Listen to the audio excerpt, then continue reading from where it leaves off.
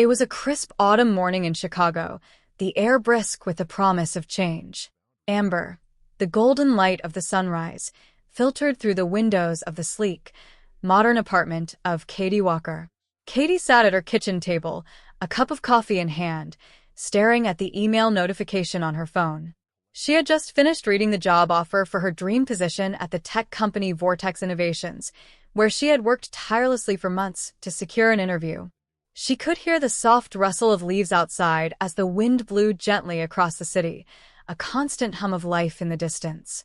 But for a moment, it felt like the world had paused. This was the moment Katie had been waiting for. The next step in her career was right in front of her. The future was bright, or so she thought. Her phone buzzed again, pulling her back to the present. It was a message from her older sister, Samantha Walker. "Congrats, Katie. I knew you'd do it. This is just the beginning. Can't wait to hear all about it." Katie smiled, her heart swelling with pride. The message was supportive, even though there was something about it that felt a little off. Samantha had always been the more outgoing one, the one who never seemed to struggle the way Katie did. But Katie wasn't going to dwell on it. She was on top of the world now. She set her phone down and leaned back in her chair, taking a deep breath. Everything is going according to plan, she thought. I've worked for this. Katie was 28, with dark brown hair that cascaded to her shoulders in soft waves. Her sharp, intelligent eyes always seemed to be assessing her surroundings, calculating the next step. She was proud of her accomplishments, having graduated with honors from Northwestern University just a few years ago. She'd struggled to land a job that matched her potential, but after countless applications and interviews, she had finally done it. This offer from Vortex Innovations would change everything. But Katie wasn't naive. She had fought hard to get here. Nothing had ever come easy. Her parents had always put pressure on her to succeed, comparing her to Samantha, who had married young and settled into a comfortable life. Katie, on the other hand, had always been the quieter, more reserved sister, focused on her career. She never resented Samantha for her seemingly effortless path in life, but it was hard not to feel like she was constantly measured against her. Katie checked the time. 7:30 a.m. It was time to get ready. Today was the first day of her new chapter. She grabbed her bag, quickly changed into a smart, professional outfit, and set out for her first day at the office. As she left her apartment building, she couldn't shake the feeling that something was off.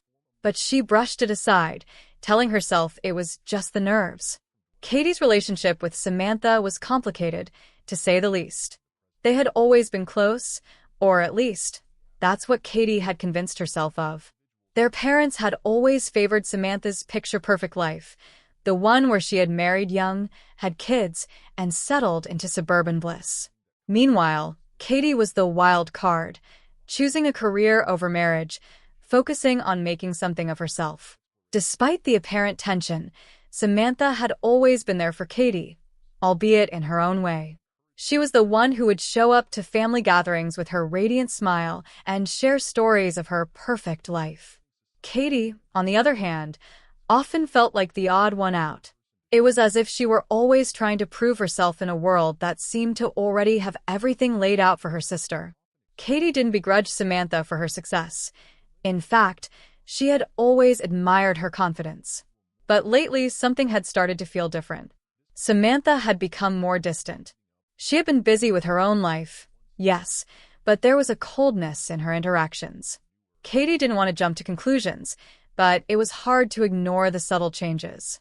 Samantha had become overly inquisitive about Katie's career, asking questions that seemed innocent at first, but soon felt like an interrogation. The day passed quickly as Katie adjusted to the new job, meeting colleagues, and settling into her role. But as the day wound down, the unease she had been feeling all day started to intensify. She had been waiting for follow-up email from Vortex Innovations regarding her official start date, but when she checked her inbox, something caught her attention. A message from HR at Vortex Innovations, but it was addressed to someone else. The name? Samantha Walker. Katie blinked and read the email again, unsure of what she was seeing. It was the same email she had received earlier in the morning, confirming her offer. But now, it had been forwarded to her sister, and the message read, "Dear Samantha, we are thrilled to welcome you aboard at Vortex Innovations. Your start date has been confirmed for Monday, October 5th. We look forward to having you as part of our team." Katie's stomach dropped. What was going on? Her mind raced. She quickly dialed Samantha's number, her heart pounding in her chest. The phone rang twice before Samantha picked up. "Hey, what's up?" Samantha's voice was as casual as ever. Katie struggled to maintain composure. "Samantha, I just got an email from Vortex Innovations. They addressed it to you." There was a brief pause on the other end of the line. Then Samantha laughed lightly. "Oh, that? Yeah, I might have gotten that mixed up with yours. But I told them I was happy to accept the offer for both of us." Katie's breath caught. "What do you mean, both of us?" "I'm just messing with you, Katie. Relax. They probably just mixed up the names." Katie wanted to believe her. She wanted to. But there was something in Samantha's tone, a slight edge to her voice that made Katie's skin crawl. She had never heard Samantha act this way before. Katie hung up the phone, her fingers trembling. She tried to shake off the feeling gnawing at her gut. "It's nothing," she told herself.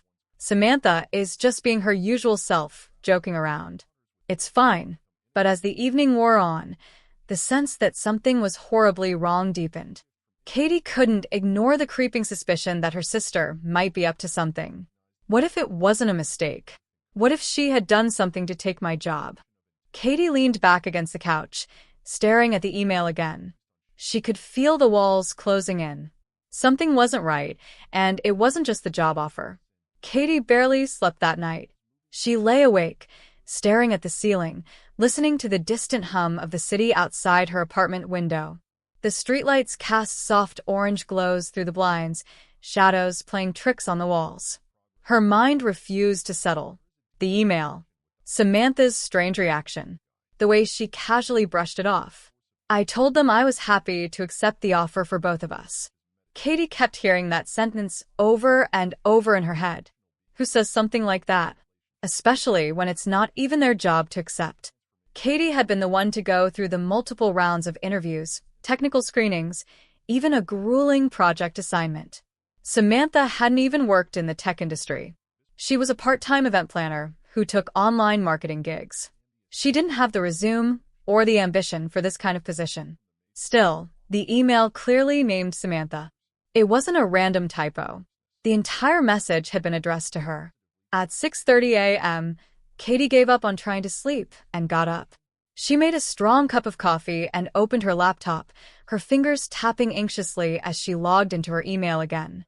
She reread every message from Vortex Innovations, checking the headers, looking for discrepancies. Then she noticed something even more disturbing. The offer letter, sent to Katie's email, had a different employee ID number than the one forwarded to Samantha. That wasn't possible. Each new hire received a unique ID. If Samantha had one, that meant she was officially in the system. Katie's hands turned cold. She clicked on the forwarded message again and studied the email trail. That's when she saw it. The job offer had been originally sent to Samantha, w.walker@gmail.com. That wasn't her email address. Katie had used Katie, l.walker@gmail.com for all her job applications. Her heart dropped. Samantha had made an email address that was almost identical, just the first initial was different. And the message she had forwarded to Katie wasn't a mistake. It was deliberate. Katie stumbled back from her desk, her breath shaky. She was being gaslighted, manipulated. My own sister created a fake email account to intercept my job offer. Katie didn't want to believe it. She told herself there had to be a reasonable explanation. But every detail only reinforced her worst fears. And then the next hit came. She decided to call Ryan Carter, the recruiter from Vortex Innovations. He had been her point of contact throughout the hiring process. His number was saved on her phone. She called. No answer. She called again. Still nothing. Finally, she received a text message. "Hi, Katie. Sorry, I'm in meetings all morning. Just wanted to confirm your withdrawal from the position. Best of luck in your future endeavors." Katie froze. Withdrawal? She hadn't withdrawn. She had never sent such a message. Her fingers flew across the keyboard as she replied. Ryan, I never withdrew. Who told you that? I absolutely want this job. There's been some kind of mistake. No reply. Katie's next step was impulsive, but necessary. She called Samantha again. This time her voice was shaking with barely suppressed rage. Samantha, I need you to be honest with me, she said as soon as her sister picked up. Good morning to you too, Samantha said coolly. You sound upset. I saw the email. The job offer was sent to your email, one that's almost identical to mine. And now the recruiter thinks I withdrew. What the hell is going on? There was a long pause. Then Samantha said, Look, I was just helping you. Helping me? Katie's voice rose. By stealing my offer? I figured I could manage the first few weeks for you while you figured out your housing situation, Samantha said vaguely. You seemed so stressed, and I knew how much this meant to you. I didn't think you'd mind. Katie's head was spinning. You didn't think I'd mind if you pretended to be me? You weren't even ready, Samantha snapped. You said it yourself, you were terrified. You didn't know if you could handle the pressure. I was trying to help you, Katie. Katie was silent. She couldn't believe what she was hearing. Her sister, her own blood, had hijacked her identity, her opportunity, and now tried to justify it under the guise of support? That afternoon, Katie skipped work and went straight to Vortex Innovations' downtown office building. She didn't care about protocol anymore. She needed to talk to someone face to face. She waited in the lobby for almost an hour before someone from HR came down. Janice Hoffman, a calm, middle-aged woman with tired eyes. I'm sorry, Ms. Walker, but we already filled the role, Janice said sympathetically. Your withdrawal was confirmed through email and voice call. We even have your voice on record. Katie's mouth went dry. My voice? What do you mean? Janice hesitated. We received a follow-up phone call confirming your decision not to accept the offer. I personally heard the voicemail. It sounded exactly like you. Katie's knees nearly gave out. Samantha had imitated her voice. Or worse, used a voice modulator. She had thought of everything. As Katie left the building, numb, she couldn't stop trembling. She was being erased, replaced, by the person she trusted most. That night, she received another message from Samantha. You're making this into something it's not. I just wanted to help. Don't ruin it for both of us. Katie sat on her bed, staring at the message. Her mind raced with questions. How far had Samantha planned this? How long had she been watching me? What else had she done behind my back? And then a chilling thought occurred to her. What if this wasn't the first time Samantha pretended to be me? She turned toward her closet and opened a drawer where she kept old journals and letters. But something was missing. A small notebook with all her job application records. Gone. Panic surged in her chest. She wasn't just being impersonated, she was being erased. Katie didn't sleep that night either. Not even for a minute. The silence of her apartment turned hostile. Every creak of the floor, every passing car, made her nerves jolt like live wires.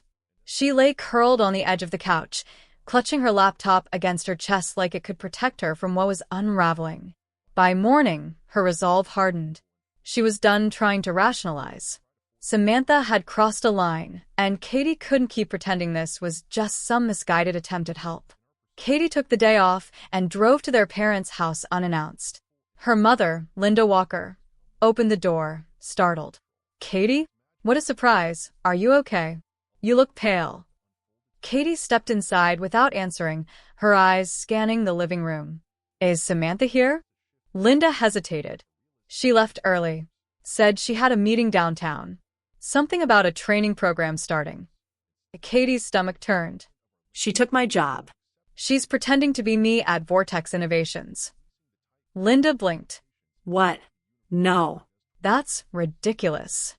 I have proof. Emails. Voice messages. Even a fake email address she created using my name. Sweetheart, are you sure you're not just overwhelmed? Maybe you misunderstood something. I'm not crazy, Katie snapped, her voice breaking. She's impersonating me. This is fraud, Mom.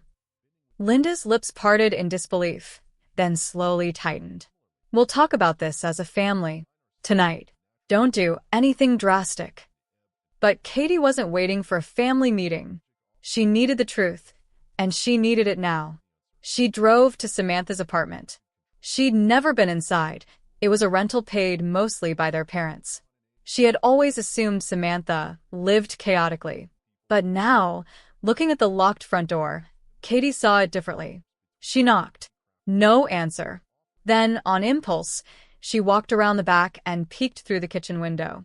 And there, on the counter, sat her missing notebook. Her job tracker. Open. Her handwriting. Her life. Katie went straight to the leasing office and pretended she left something important during a visit.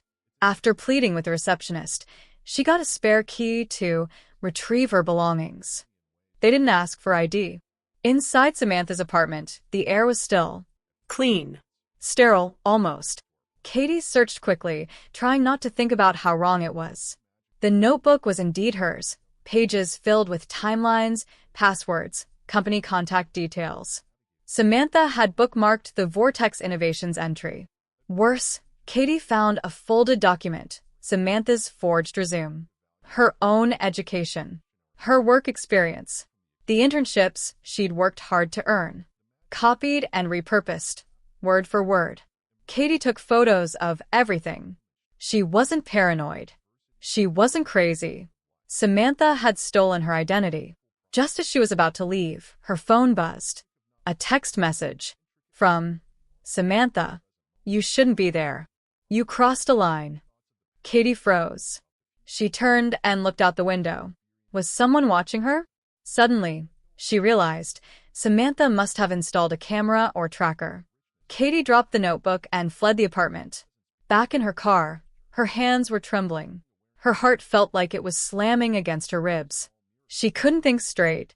Samantha had been anticipating her moves. Every word Katie said, every doubt she'd expressed in the past month, it had all been weaponized. She heard Samantha's voice in her head, mimicking her tone. I'm just trying to help. Katie began to sob. Loud, angry tears. Not just from betrayal, but from humiliation. How had she been so blind? How had she not seen this coming? She thought about the voicemail HR claimed to have received. Her voice. But she had never called them. Unless Samantha had recordings. Katie remembered a drunken night 2 weeks ago. They'd sat in her room, talking about her job hunt. She'd vented, ranted, laughed. Samantha had sat quietly. Listening. Recording? That night replayed in Katie's mind. Every detail. The way Samantha had kept checking her phone. The way she steered the conversation back to the job over and over. Katie began to shake uncontrollably. This wasn't just deception. It was psychological warfare. Katie filed a police report the next morning. Identity theft. Forgery. Unauthorized impersonation. But the detective, Officer Marcus Green, gave her a look she had seen too often in the eyes of doubters. It's your sister, right? This sounds like a family dispute. Civil court might be the better route unless there's financial fraud. There is, Katie insisted. She took my salary. My benefits. She's working under my name. Do you have any documentation showing pay has been issued to her under your SSN? No. But I will. Katie's voice was iron now. She wouldn't back down. Officer Green offered her his card. Get some paperwork. Then call me. As she left the precinct, Katie's phone rang. It was Samantha. Her name flashed across the screen, mocking her. She hesitated, then answered. I warned you, Samantha said flatly. Katie's blood ran cold. I know what you're doing, Samantha continued. You think anyone's going to believe you? You've always been the anxious one, the unstable one. I've been helping you your whole life. Katie felt like she couldn't breathe. This is illegal, and you're going to pay for it. Samantha chuckled softly. Don't push me, Katie. You don't want to know how far I'm willing to go. Katie returned home, her hands still shaking. She needed evidence, solid, legal, undeniable proof. She opened her laptop, determined to pull every financial record she could. As she typed in her password, something strange happened. Access denied. She tried again. Still denied. Then she noticed her laptop cursor was moving on its own. A program opened. Her email inbox. She watched in horror as her messages were deleted one by one. She lunged for the power button, but it was too late. The screen went black. Then a message flashed briefly before shutting down. Stay out of it. You're not the only one who can play smart. Katie stared at the dark screen, her hands frozen over the keyboard. That message. It wasn't just a threat, it was a declaration of war. And Samantha had fired the first shot. Everything she thought she had control over, her identity, her future, herself, was slipping like sand through her fingers. But not anymore. Katie wiped her face, stood up, and pulled out the external hard drive she hadn't used in months. It contained a full backup of her personal files, resumes, email threads, call recordings, portfolio samples, and a draft of the acceptance letter Vortex Innovations had sent her. She plugged it into an old laptop from college and powered it up. It was slow, but it worked. She was going to fight back, with facts, proof, and fire. Katie printed out everything. Then, instead of calling Samantha or confronting her via message, she drove straight to Vortex Innovations headquarters. She walked in without an appointment, a thick folder clutched in her hand.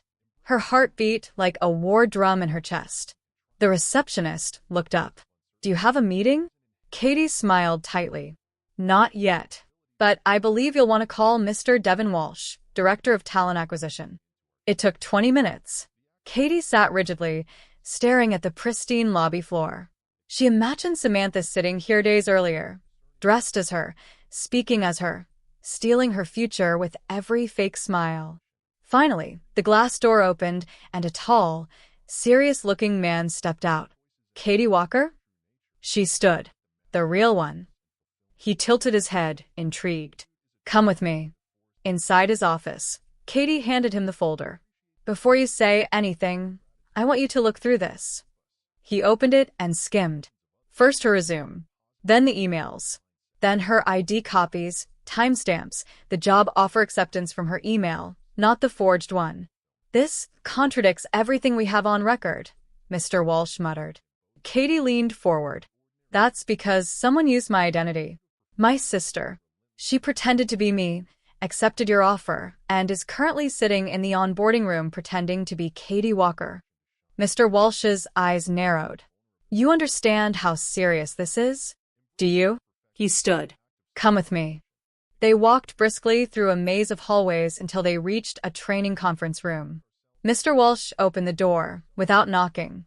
And there she was, Samantha, sitting at the far end of the table, smiling at something on her tablet, wearing Katie's earrings, reading Katie's notes, living Katie's life. Samantha's smile faded when she looked up. Her eyes locked on Katie, then on Mr. Walsh. Her face paled. You lied, Katie whispered, stepping in. You actually did it. Mr. Walsh turned to Samantha. I need to speak with you outside. Samantha tried to stand. There's been a misunderstanding. Save it, Katie said louder now. You made a copy of my resume. You forged my acceptance letter. You created a fake email in my name. Other trainees were staring. Mr. Walsh held up a hand. Let's move this conversation. She deleted my emails, remotely hacked my laptop. She used our blood to stab me in the back. Katie, Samantha began. No, Katie snapped. You had your own dreams, Sam. I never stopped you, but you came for mine. Why? The air buzzed with tension. Samantha's mask cracked. I was always second, she said, voice shaking. You got the good grades, the praise, the clean reputation. And Mom and Dad funded your entire internship year while I was drowning in debt. You were the perfect daughter. Katie's chest tightened. So you stole my identity to balance the score? You didn't even appreciate what you had. You cried over job applications while I watched, knowing I could have nailed them if I just had your record. So I took a chance. You call this a chance? Katie hissed. You erased me. Mr. Walsh interrupted. I need both of you to come with me immediately. HR and legal will be involved from this point forward. Samantha glared at Katie, lips trembling. You'll regret doing this. Katie looked her dead in the eye. No. I regret not seeing the monster you've become sooner. In the legal meeting, Samantha's entire scheme unraveled quickly. Vortex's cybersecurity flagged the IP addresses of the fake email account. They traced it back to Samantha's apartment. The audio recordings she used were doctored, voice samples from Katie stitched together using AI tools. Mr. Walsh and the HR team sat in stunned silence as the truth emerged. Samantha was dismissed immediately. Police were contacted. Fraud charges were drafted. Katie was offered the original job again, with an apology and a delayed start date to recover from the trauma. But the victory felt hollow. After leaving the building, Katie sat alone in her car, unable to drive. The emotional weight crushed her. Her sister was going to jail. Her family would never be the same. She finally got the career she'd worked so hard for. But at what cost? The days that followed moved in slow motion. Katie lay in bed, staring at the ceiling long after the sun had risen, her phone silent on the nightstand. No celebratory calls. No congratulations. No proud texts from her parents. Just silence, and the quiet hum of something permanently broken. Vortex Innovations had officially reinstated her position and rescheduled her onboarding date for the following month. They offered therapy support and a private legal team to help her manage the upcoming case. Everyone treated her like a survivor. But she didn't feel like one. She felt hollow. When Katie walked past the hallway mirror, she barely recognized herself. The sparkle in her eyes, the proud smile she used to wear, gone. What stared back was a reflection carved from exhaustion, betrayal, and grief. Her sister wasn't just family. She had been her best friend, her childhood shadow, her mirror in more ways than one. And now? A stranger. The legal proceedings began quietly. Samantha was charged with identity theft, computer fraud, and impersonation with intent to gain employment through deceit. Her bail hearing was uncomfortable. Katie had to sit on the opposite side of the courtroom and listen as her own flesh and blood looked straight ahead, refusing to make eye contact. The case made local news. A few former classmates reached out. "Hey, is this really about you and Sam?" Katie didn't respond. She didn't owe anyone an explanation. Her parents finally called. Her mother's voice was soft, tentative. "She won't even speak to us," she whispered. "She said you ruined her life." Katie nearly laughed through her tears. "She ruined mine first." But the ache didn't go away. At work, she kept her head down. She performed brilliantly. Mr. Walsh checked in often, praising her performance. "You've got grit," he said one day. Katie smiled politely, but something in her heart still refused to thaw. 1 month later, a letter arrived in the mail. No return address. But she recognized the handwriting instantly. Samantha. The envelope was plain. The pages inside slightly smudged. The words written in messy strokes, as if rushed or cried over. "Katie, I don't expect you to forgive me. I wouldn't either. I thought I could take what was yours and make it mine. I thought if I could live your life, I'd finally feel enough. But I didn't realize that the one thing I can't ever fake is peace. You always had it, even when things were hard. I envied that more than your resume." I'm sorry. "I truly am. I'll live with what I did for the rest of my life." Sam. Katie stared at the words for a long time. Her fingers trembled. Her eyes burned. She wanted to scream, to cry, to throw the letter away. Instead, she folded it carefully and tucked it inside the drawer beside her bed. Forgiveness wasn't a switch you flipped. It was a door you cracked open slowly, only if you were ready. And she wasn't. Not yet. Katie stood before her bathroom mirror the next morning, dressed in her new Vortex badge and company blazer. Her hair pulled back, eyes lined with a quiet confidence. She took a breath. This wasn't the life she'd imagined. It was messier. Darker. But it was hers, fought for, bled for, and reclaimed. No one would ever take it again. As she walked out the door, the early morning air hit her face. Brisk. Honest. Something had shifted. Not in the world. In her. Katie often wondered if the truth had destroyed their family, or simply revealed what had always been broken beneath the surface. Maybe Samantha's betrayal was just the explosion of cracks that had been forming for years. But in the end, truth always wins. Even when it hurts. Even when it costs you everything. Even when it wears your face and pretends to be you. Katie locked the door behind her and whispered to herself, "This time, no one gets to write my story but me."